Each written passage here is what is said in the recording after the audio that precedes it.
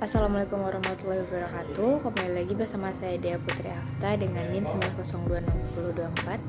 Nah, pada video kali ini saya akan menjelaskan materi pada mata kuliah preservasi dan konservasi, mulai dari materi minggu 10, 11, 17, 13, 14, 15, dan 16. Video kali ini merupakan tugas pengganti ujian akhir semester. Nah, materi yang pertama saya akan menjelaskan tentang peta, slide, fotokopi, dan tinta. Yang pertama tentang peta. Peta adalah sarana referensi yang memberikan informasi mengenai letak suatu daerah, keadaan politik, perdagangan, hasil tambang, bahasa, dan sebagainya. Peta sangat berfungsi sebagai arsip yang merekam sumber data dari kegiatan manusia dalam kehidupan sosial dalam geografis. Dalam penyimpanan peta itu ada 3 cara yang baik, yaitu yang pertama bentuk lemari dan rak, yang kedua letak raknya hendaknya sesuai dengan lingkungan sehingga mudah dicapai oleh pemakai, dan yang ketiga bahan dasar terbuat dari kayu yang baik atau besi baja.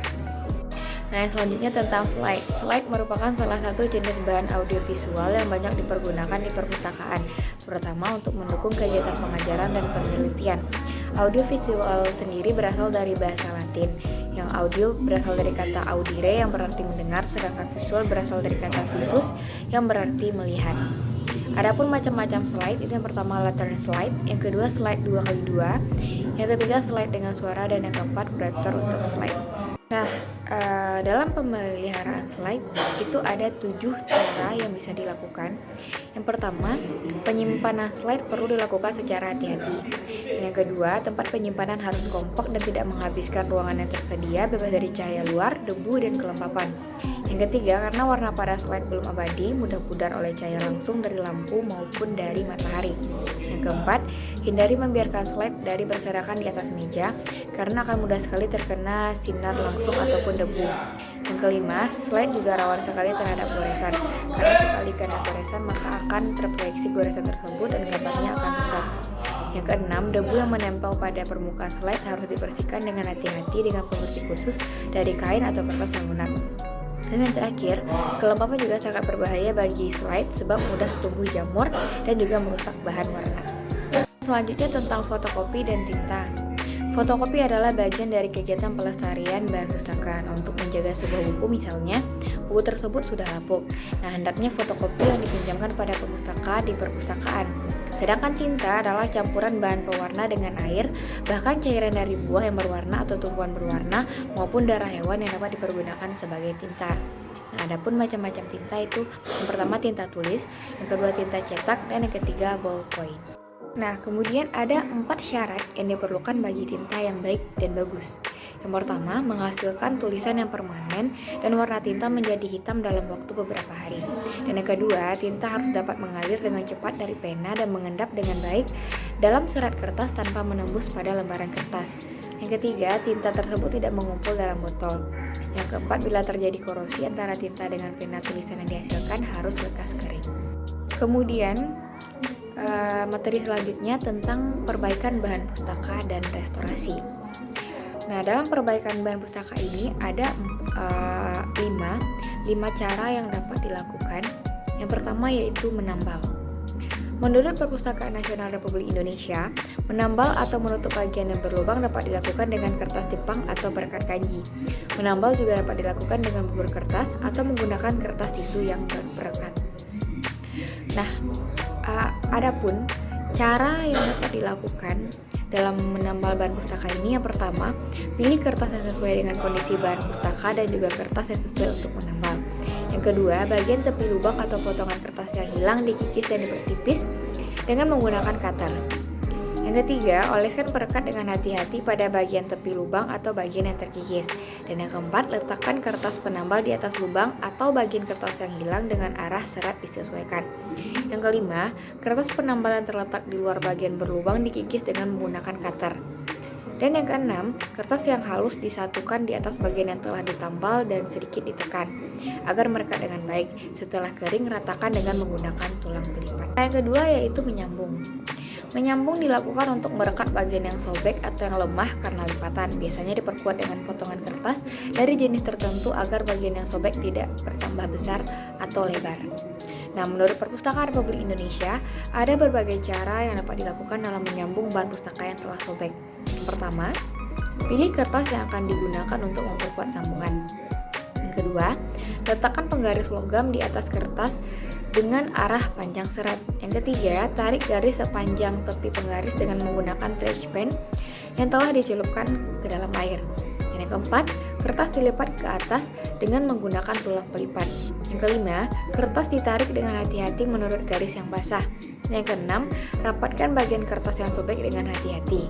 Yang ketujuh, oleskan perekat di atas kertas penyambung, kemudian letakkan di bawah pemberat setelah kering, potong bagian yang berlebih. Dan yang terakhir, letakkan kertas di antara dua lembar kertas penyerap dan letakkan di bawah pemberat. Setelah kering, potong bagian yang berlebih. Cara yang ketiga yaitu penjilitan. Penjilitan merupakan suatu cara untuk menghimpun atau menggabungkan beberapa lembar kertas menjadi satu dan kemudian dilapisi oleh cover. Menurut Perpustakaan Republik Indonesia, penjilitan dibagi menjadi dua bagian. Yang pertama dengan sampul lunak atau soft cover, dan yang kedua dengan sampul keras atau hard cover. Adapun persiapan penjilitan yang dilakukan meliputi dua hal. Yang pertama penghimpunan dan yang kedua penggabungan. Cara yang keempat yaitu penyiangan. Penyiangan atau weeding adalah kegiatan pemilihan terhadap koleksi bahan pustaka yang ada di perpustakaan. Kegiatan penyiangan dilakukan agar bahan-bahan pustaka yang tidak sesuai lagi diganti dengan bahan pustaka yang baru.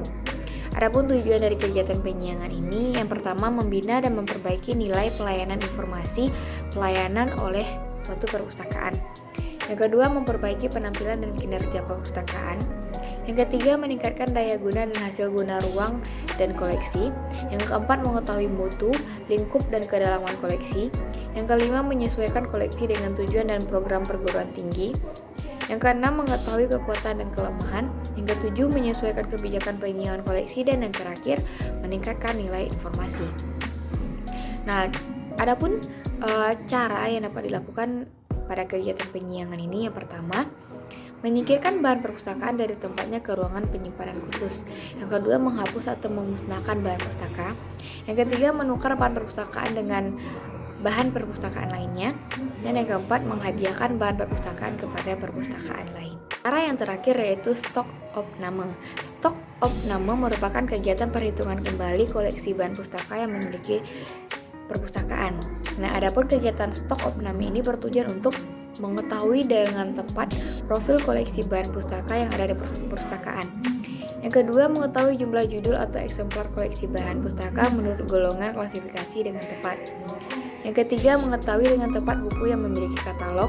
Yang keempat, mengetahui bahan pustaka yang hilang. Dan yang kelima, mengetahui kondisi bahan pustaka apakah sudah rusak atau tidak lengkap lagi. Nah, selanjutnya materi tentang sistem penjilitan. Penjilitan sendiri adalah proses atau cara menjilid bahan perpustakaan dengan tujuan melindungi koleksi dari kerusakan. Kegiatan penjilitan termasuk ke dalam kegiatan konservasi yang meliputi perbaikan bahan perpustakaan yang rusak agar kondisinya bisa dikembalikan seperti aslinya. Tujuan utama dari penjilitan ini untuk melestarikan dan melindungi bahan perpustakaan agar tetap dalam keadaan utuh dan terhindar dari kerusakan fisik guna menunjang fungsi perpustakaan dalam melaksanakan layanan perpustakaan. Beberapa istilah dan definisi dalam kegiatan penjilitan. Yang pertama itu cover, merupakan bahan penutup atau sampul. Yang kedua, blok buku merupakan kumpulan lembaran termasuk naskah tercetak atau tertulis dan semua kertas yang ditambahkan oleh penjilitan yang akan atau telah dijilid. Yang ketiga, jahit lewat lipatan, merupakan metode mengaitkan signature yang terpisah dengan benang yang menembus lipatan dari bagian dalam kuras. Yang keempat, jahit samping, merupakan metode untuk mengamankan lembaran buku dengan benang dekat pinggiran jilid. Benang tersebut menembus seluruh ketebalan blok buku. Yang kelima, jilid ulang, merupakan proses menggantikan satu jilid menggunakan baik dengan metode original maupun metode baru dari penyatuan lembaran. Yang keenam, kertas berbuffer basah. Kertas dengan pH 7 atau lebih mengandung senyawa pada satu tingkat yang cukup untuk menetralkan asam yang ditimbulkan dari peruraian kertas dari bahan lain yang digunakan atau dari polusi udara. Yang ketujuh, kuras atau cutter. Dalam proses penjilitan buku atau majalah, kuras adalah susunan halaman-halaman buku atau majalah dalam selembar kertas besar. Dan yang kedelapan, Lembar pelindung merupakan lembar terlipat dari kertas yang dipasang oleh blok buku dengan masing-masing lembar menghadap ke sisi dalam karton. Ada 2 langkah penting yang harus dilakukan dalam menyiapkan penjilitan. Yang pertama yaitu penghimpunan. Penghimpunan sendiri merupakan penyusunan lembaran-lembaran menurut urutan yang dikehendaki, kemudian membentuk kuras atau cutter. Jika bahan pustaka berupa lembaran lepas, maka perhatikan panjang dan lebar bahan pustaka, ratakan pada bagian kiri sehingga kalau dijilid menjadi lebih mudah. Yang kedua, penggabungan merupakan menyatukan secara erat dan padu suatu lembaran menjadi cutter, kemudian cutter itu digabungkan menjadi buku. Kemudian bahan atau sarana penjilitan, yang pertama kertas, yang kedua peralatan penjilitan atau mesin-mesinnya.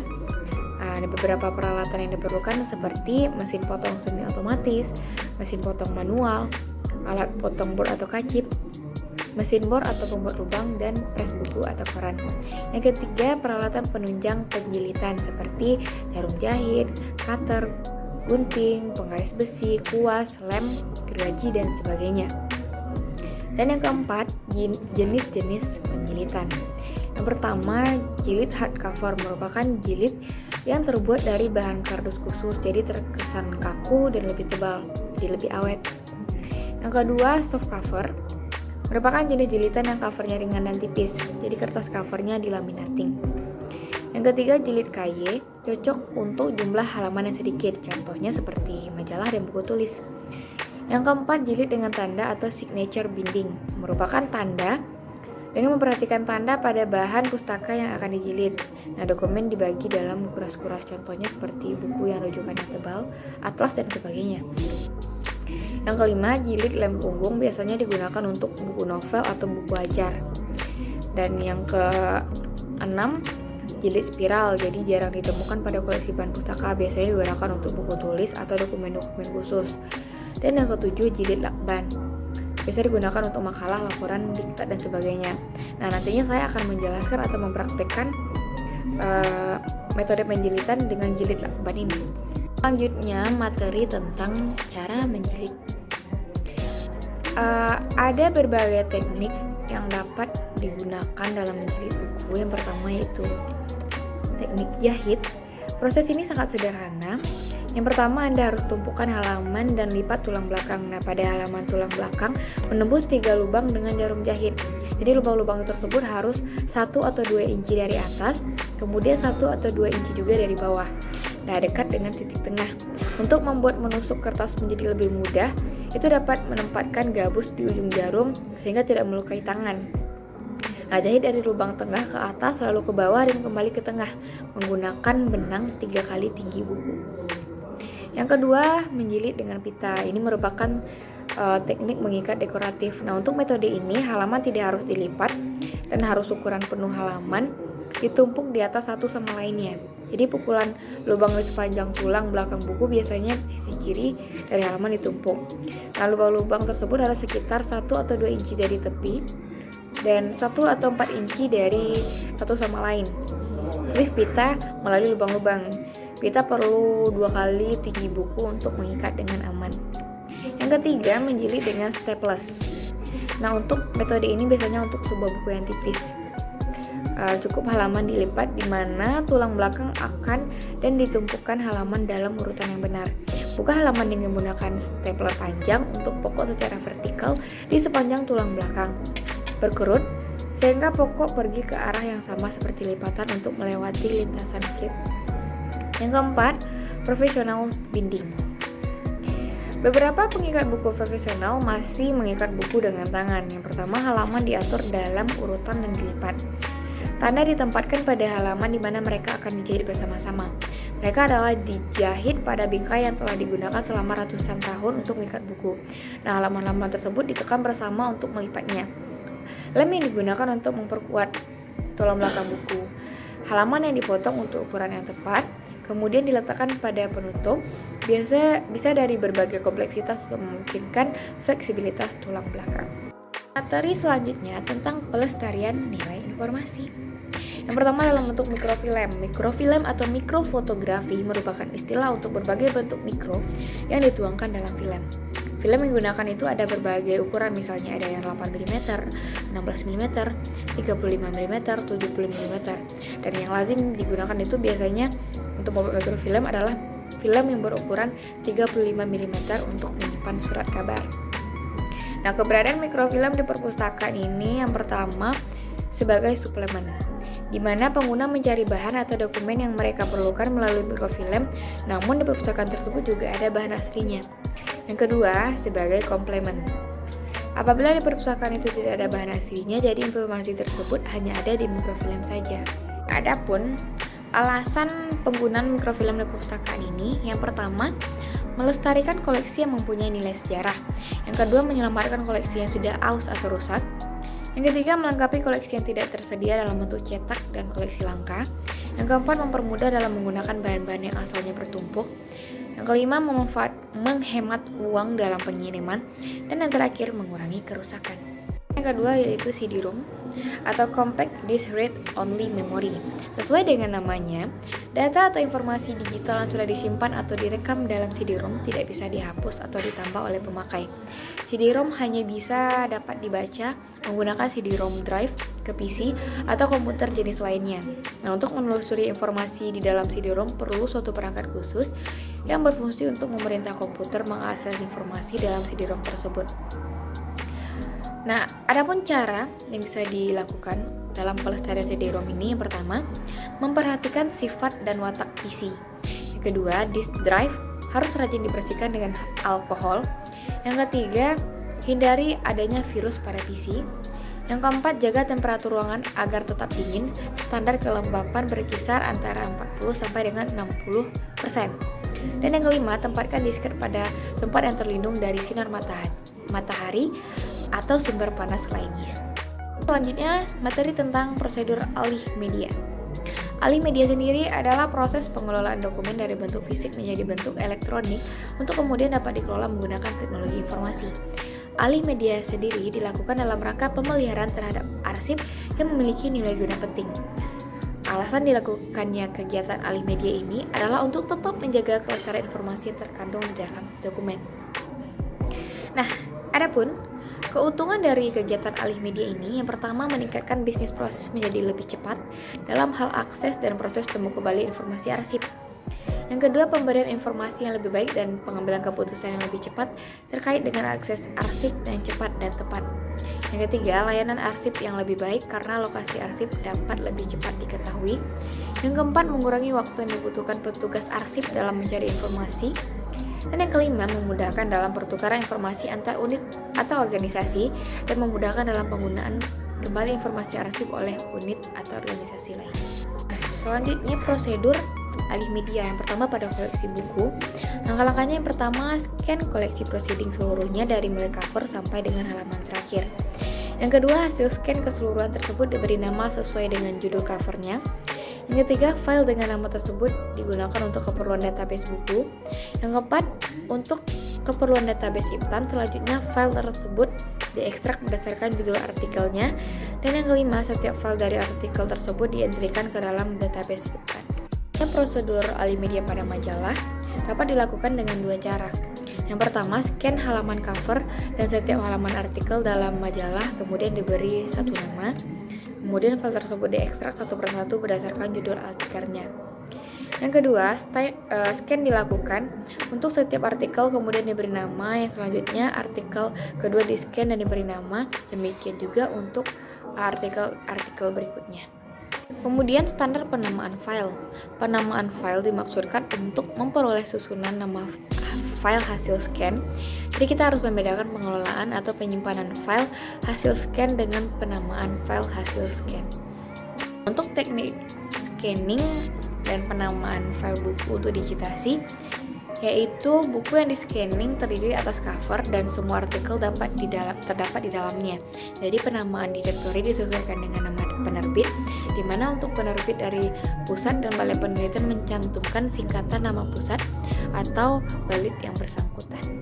Nah, Selanjutnya, penamaan file pada koleksi proceeding, yaitu penamaan file untuk proceeding disesuaikan dengan waktu terbit proceeding yang biasanya terdiri atas proceeding ke-1, proceeding kedua, dan seterusnya dalam waktu atau dalam tahun yang sama. Kemudian penamaan file pada koleksi majalah. Yang pertama, nama file maksimal tersusun dalam 8 digit atau karakter dengan urutan penamaan. Yang kedua, penamaan majalah atau jurnal harus sesuai dengan nama dalam daftar direktori majalah yang telah ada atau terlampir. Kemudian materi yang terakhir tentang perawatan dan penyiangan bahan pustaka. Menurut Kamus Besar Bahasa Indonesia, perawatan berarti proses, cara, perbuatan merawat dan memelihara bahan pustaka. Sedangkan penyiangan merupakan suatu upaya dalam mengeluarkan koleksi dari susunan rak karena tidak diminati atau terlalu banyak eksemplarnya. Telah ada edisi terbaru maupun koleksi itu tidak relevan lagi terhadap pemenuhan kebutuhan informasi pemustaka. Adapun fungsi dari kegiatan penyiangan bahan pustaka ini, yang pertama menghemat tempat, yang kedua menghemat waktu, yang ketiga membuat koleksi menjadi lebih menarik, yang keempat meningkatkan reputasi perpustakaan, yang kelima mengetahui kebutuhan koleksi, dan yang keenam mendapatkan masukan yang konstan pada kekuatan dan kelemahan koleksi.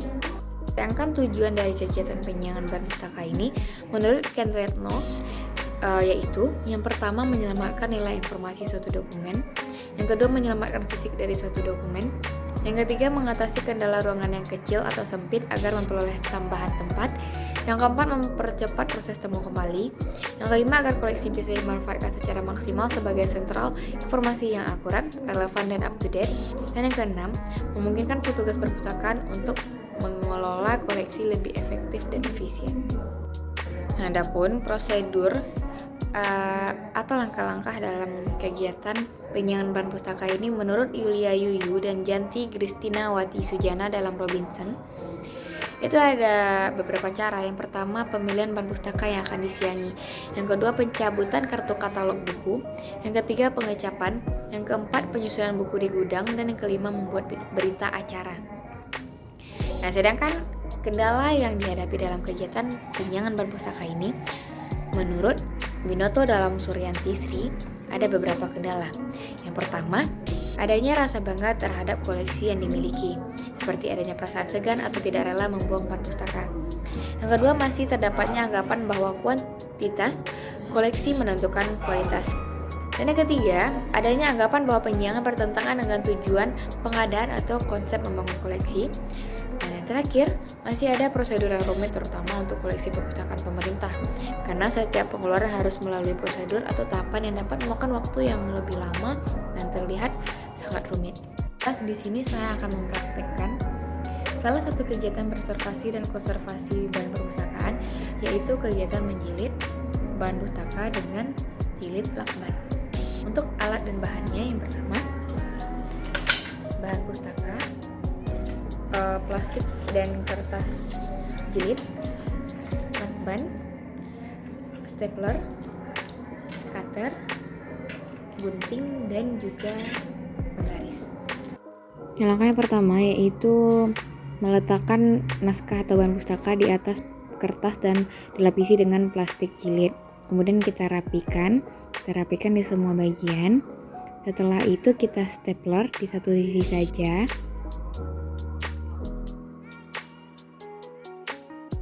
Kemudian kita rapikan lagi juga di balik kertas tadi. Kemudian kita beri lakban di bagian satu sisinya.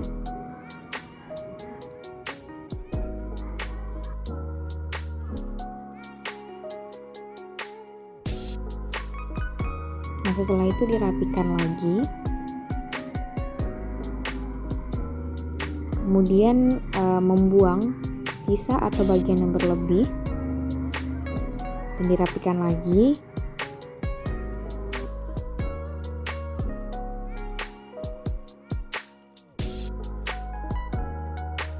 Nah, untuk hasilnya seperti ini.